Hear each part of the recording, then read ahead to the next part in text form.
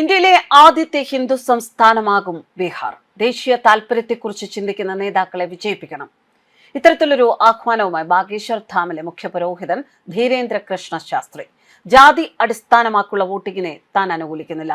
വിദ്യാഭ്യാസത്തിന്റെയും തൊഴിലിന്റെയും പേരിലാണ് നേതാക്കളെ തിരഞ്ഞെടുക്കേണ്ടത് എന്നും അദ്ദേഹത്തിന്റെ വാക്കുകൾ.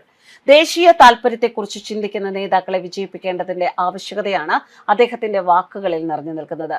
ബാഗേശ്വർ ധാമിലെ മുഖ്യ പുരോഹിതനായ ധീരേന്ദ്ര കൃഷ്ണ ശാസ്ത്രിയുമായി നടത്തിയ അഭിമുഖം ഏറെ ശ്രദ്ധേയമാകുന്നു. ബീഹാർ തിരഞ്ഞെടുപ്പ്, ഹിന്ദു രാഷ്ട്രം, ജാതീയത തുടങ്ങിയ വിഷയങ്ങളെക്കുറിച്ച് ധീരേന്ദ്ര ശാസ്ത്രി സംസാരിച്ചു. രാജ്യത്ത് പൊതുജനാവബോധം ആവശ്യമാണെന്ന് അദ്ദേഹം പറഞ്ഞു.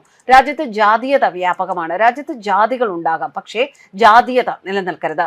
ജാതി അഭിമാനം തുടച്ചു നീക്കപ്പെടണമെന്ന് അദ്ദേഹം പ്രസ്താവിച്ചു. ഇതിനായി ജനങ്ങളിലേക്ക് എത്തിച്ചേരുകയും തന്റെ സന്ദേശം അറിയിക്കുകയും ചെയ്യുമെന്ന് ധീരേന്ദ്ര ശാസ്ത്രി പറഞ്ഞു. ബാഗേശ്വർ ധാമിലെ മുഖ്യ പുരോഹിതനായ അദ്ദേഹം തനിക്ക് ബീഹാറിനോട് പ്രത്യേകം അടുപ്പമുണ്ട് എന്ന് പറയുന്നു. ഇന്ത്യയുടെ ഏറ്റവും പ്രിയപ്പെട്ട സംസ്ഥാനമാണ് ബീഹാർ. ഇപ്പോൾ ബീഹാറിലേക്ക് പോകുന്നത് വിവാദത്തിന് കാരണമാകും. ആദ്യമായി ബീഹാർ സന്ദർശിച്ചപ്പോൾ താൻ പ്രചാരണത്തിന് എത്തിയതായി പലരും അവകാശപ്പെട്ടു. എന്നാൽ ഞങ്ങൾ സന്യാസിമാരാണ്, ആരുടെയും ഏജന്റുമാരല്ല. ദേശീയ താൽപര്യത്തെക്കുറിച്ച് ചിന്തിക്കുന്ന ആരുടേതായാലും ഞങ്ങൾ അവരുടേതാണ്. ബീഹാർ എപ്പോഴും ഉത്സാഹം, സംസ്കാരം, ആവേശം എന്നിവയാൽ നിറഞ്ഞതാണെന്നും അദ്ദേഹം പറഞ്ഞു.